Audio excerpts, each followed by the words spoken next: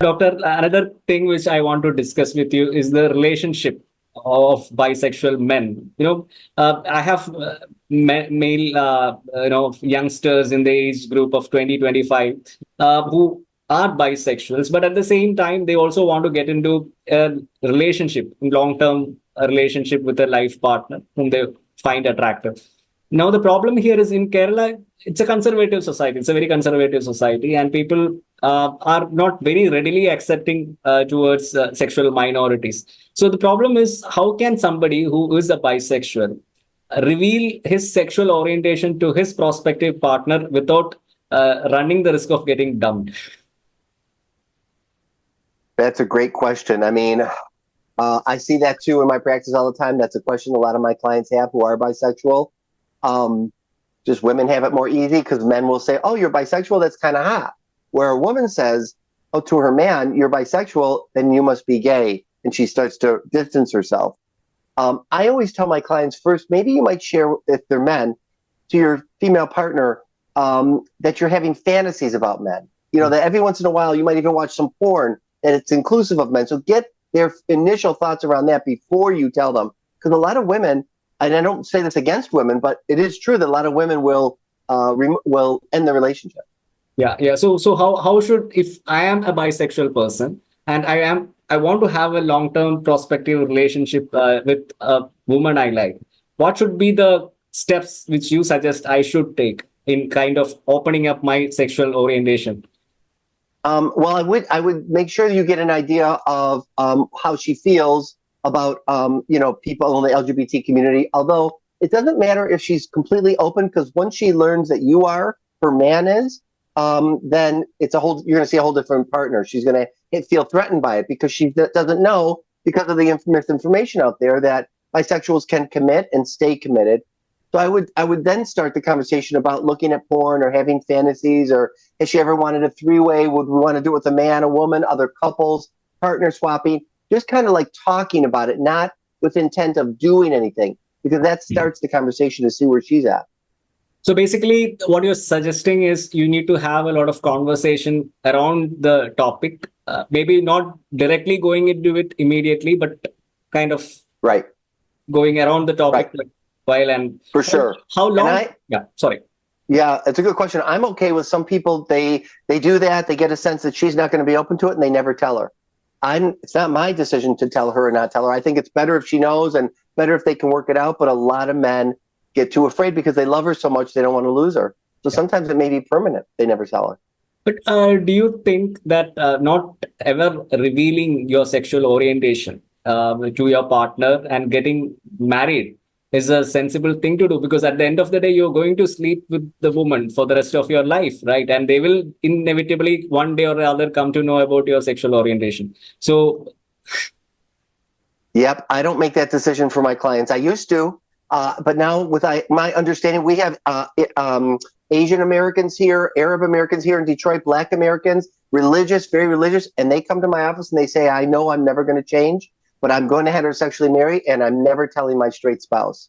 And I will talk with them about what you said. Inevitably, they may find out, are you going to have an active sex life or not? How do you think it might end if it did end because of this? But and I may even look at internalized homophobia, biphobia, but I don't sit with my judgment with them. I let them make their own decision. And okay, so you basically let the person decide on how to go about it. Yep. It's not a Joe Kort life they're living. I wouldn't want to live that way. Sure. Okay, but personally speaking, what would be if you were somebody in the situation, what would your position be? Would you be revealing your sexual identity to your partner? I mean, I would, only because it's that important to me, But for them, it might be important to them, but they don't want they don't want to be rejected by their family, rejected by their spouse, their culture, or whatever. And I've never had that problem. I'm an American Jew, Reformed Jew. I never worried about my culture rejecting me. Okay. Also, Dr. Joe, I also want to understand something about this. People who are in marriage within, bisexual people who are already in committed relationships. This sexual attraction towards various genders or man or woman, or multiple non-binary people, does it necessarily mean that they have to express their sexual attraction, or it can No, always? see that. Sorry. Go ahead.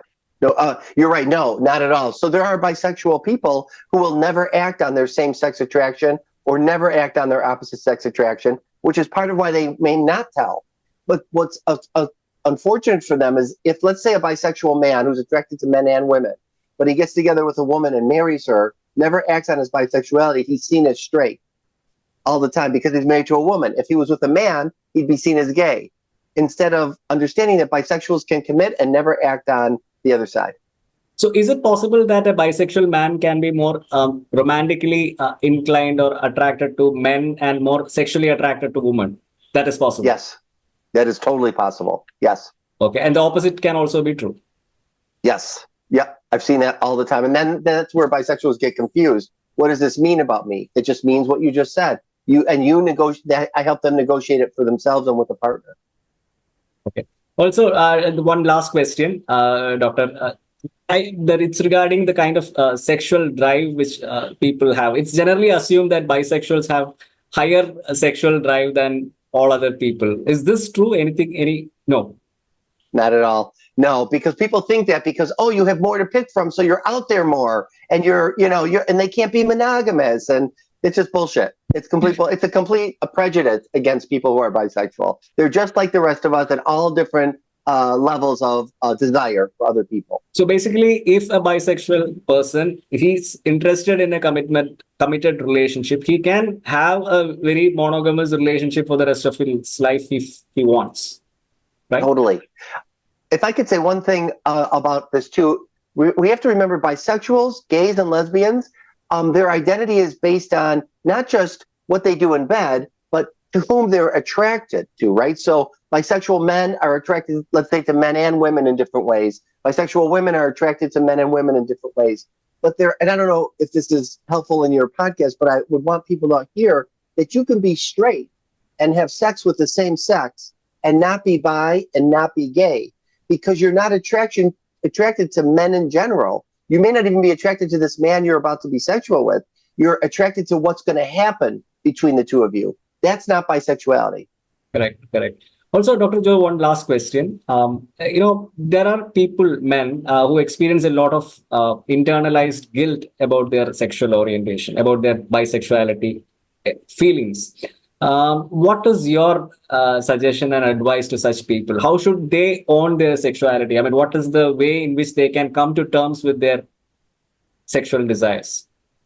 I'm always a big proponent of reading, getting online, there's increasingly amount of books about bisexuality for both men and women. To get into support groups online, you can do it anonymously, so you can talk to other bisexual men and relate to them or not relate to them. And so it gives you a sensibility of what am I about and what am I not about.